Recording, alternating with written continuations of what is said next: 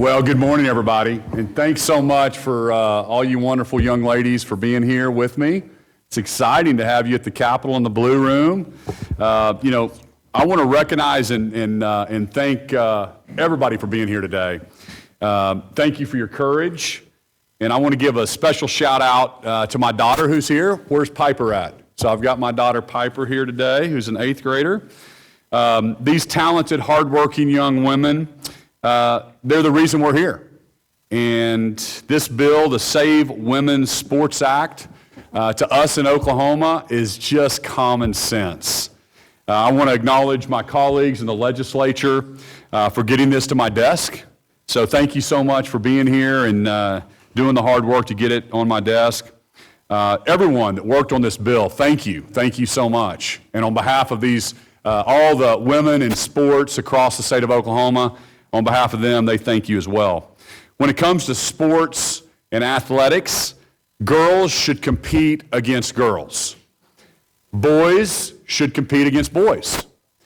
And let's be very clear, that's all this bill says, okay? It says athletic teams designated for females, women, or girls shall not be open to students of the male sex. And what we're trying to accomplish here is very, very simple. We are protecting women's sports. We're ensuring a level playing field for female athletes who work hard, who train hard, who are committed to their team, who have dreams to be number one in their sport, who deserve a fair competition. The reality is men are biologically different than women. Men have more muscle mass, their bones are larger and denser, they have larger lungs and wider airways. These are physical advantages men have over women on the field, in the pool, on the track, on the court, in the weight room. So how is it fair for female track athletes or swimmers who have been training since they were 12 years old to lose in a high school competition to a biological male? It's not. It's simply not fair. And it will not happen in the state of Oklahoma. In Oklahoma, we stand with female athletes. In Oklahoma, we will protect women in sports. I'm proud to sign the Save Women's Sports Act into law today. Let's do that.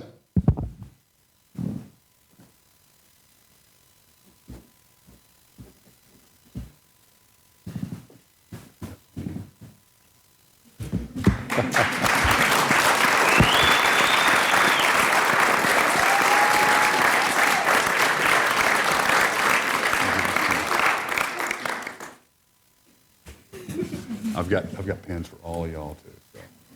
So.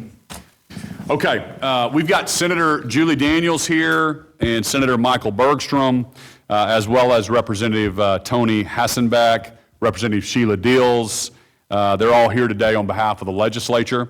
And so I wanted to give them a chance to speak, and then we'll open it up to just a few questions for any of us here on the stage. So I don't know who's first. Oh, there we go. Go right ahead. Thank you so much for coming today. Thank you, Governor. Thank you, ladies, so much for being so outstanding in what you do every day. I want to thank all of the legislators who helped me with this cause. I found out that this was an issue about 12 years ago, and I've thought about it a lot since then. I've had several versions of this bill in my drawer, and about a year and a half ago, this was not an easy thing to talk about. And because of the support of people in the state of Oklahoma, because of the support of my fellow legislators, we had a tremendous amount of co-authors and co-sponsorship on this bill, and that is what gave me the strength to go forward. I'd also like to introduce Toni Quinton. She left a message on my office voicemail. I will just say she was in tears a little bit, and she said, "I'm a 4-time state champion track athlete, and what you're doing is the right thing to do." And when we have to do difficult things, it was It was her tear-filled voice that gave me a lot of strength to keep going. And as an elected official, as a human being on this earth, as a mother of daughters, and as a daughter of strong woman and strong women, I will always try to preserve and protect the rights of women and honor all of the things the women that our state have done before us so all of us can be here. Thank you guys so much.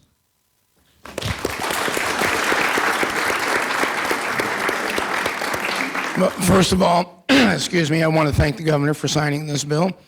When I became aware of what was going on across the country, basically what it came down to for me was I have 3 daughters.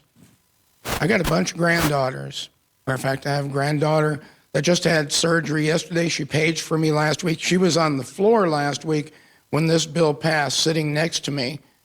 And I was able to point to her and say, I don't want her having to compete against a guy. And I have a great-granddaughter. We expect we're going to be having some more of those as we move forward. I want to protect every girl, every young woman from having to compete against a guy in their sport and losing out on scholarships and opportunities and educational benefits. It's just not right. And so for me, it was just a simple matter of looking and saying, the Save Women's Sports Act is common sense. And it's, in some ways, showing respect for our young women and for our daughters and granddaughters. And so, again, I want to thank the governor for signing this bill. And I also want to thank Senator Julie Daniels. When I ran this bill, when I filed this bill, one of the things I wanted to make sure is that I had women who were participating in getting this bill across the finish line. So I had Representative Hassenbeck working with me on it. And then on the floor, Senator Julie Daniels presented the bill for me so that I could take and say, look, it's not just a guy saying this. There's women that are standing up saying we need to protect the women and young girls in our state. And thank you, Julie.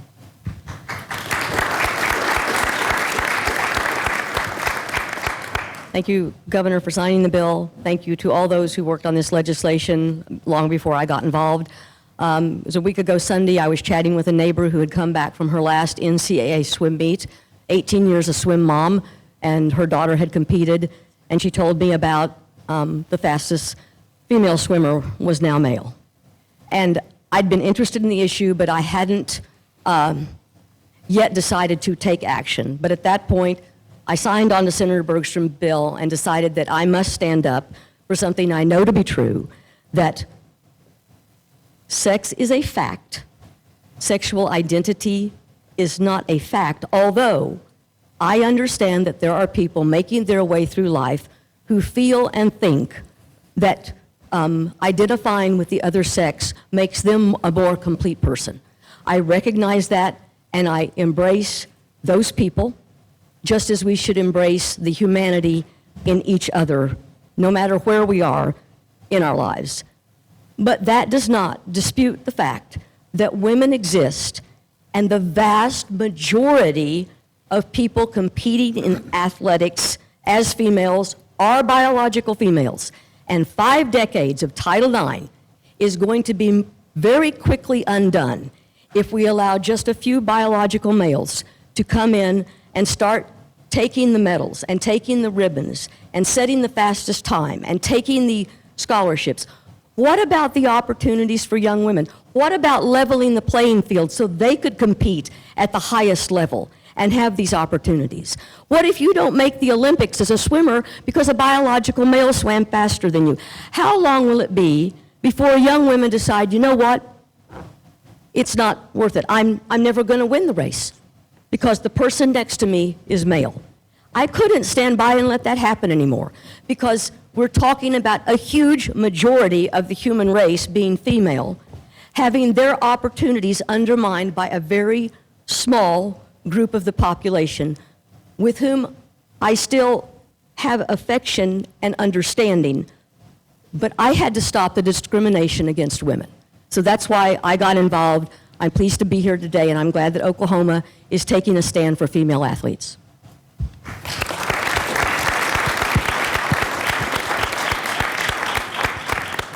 Thank you, thank you, Senator Daniels and my colleagues for running this bill. My name is Sheila Dills. I'm a former collegiate athlete at Oklahoma State from 1985 to 89. I played on the women's golf team. I knew it was my role and my position to stand up and fight for this bill, fight for the rights of young girls and women who are playing sports in Oklahoma and who have dreams of playing sports and wanting to participate. But, you know, really, they've expressed it very well. This is a bill that is about fairness and safety in women's sports. It's about protecting the dreams of young girls who want to even begin playing sports. And I'm really proud of our state. I'm proud of our governor for signing this bill, and just couldn't be more happy at this point in time. Thank you. Thank you. Well, thank you so much, and we'll open it up to a few questions, and we've got a couple of young ladies behind me that are willing and able to answer questions as well. Yes, sir.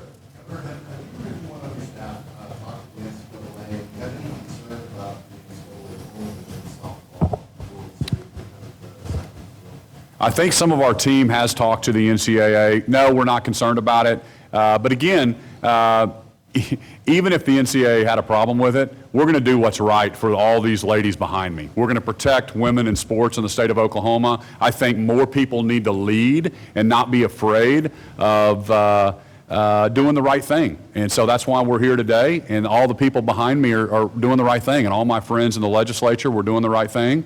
And but no, we're not worried about it, because we know that Oklahomans are with us, and we know that the majority of Americans are with us as well. This is just common sense.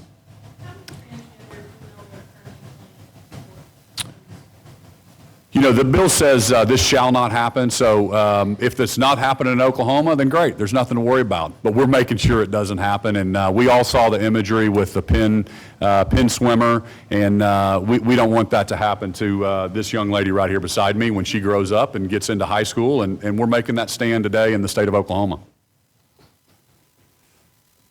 During this process, have you spoken with the transgender person perhaps? No.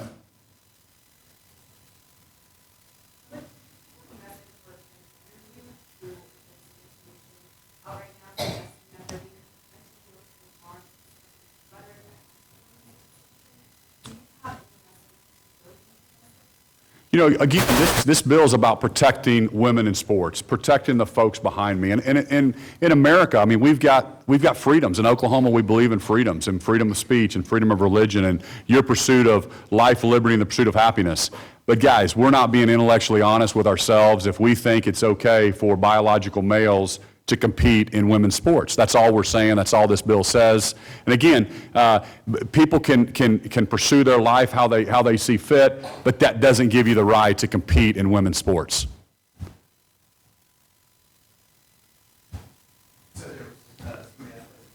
Yeah, I think we've got several here. Levi, where's Levi at? Here. Levi's right here. Okay. Levi, why don't you introduce yourself? They may have a question for you. I'm Levi Glad. I run track at OU.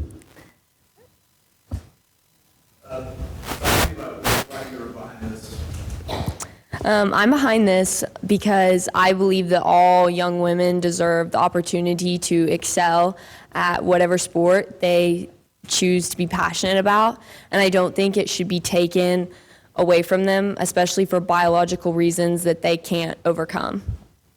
Have you actually competed against a biological man? I have not. Being in college athletics, though, it's a pretty talked about topic just with the swimmer that's come out about it, and it's something that a lot of young girls feel very passionate about, and we don't want to see that happen in our sport. Levi, Levi, Glad, Gladd.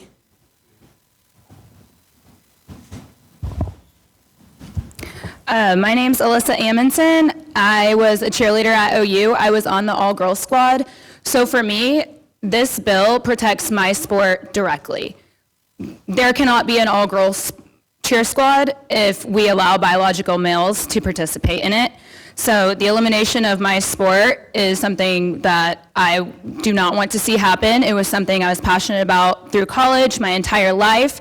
It is something I spent countless hours on, countless injuries on. And I would hate for any of these ladies that are still making it to that level to be eliminated from that because they're getting beat out by biological males.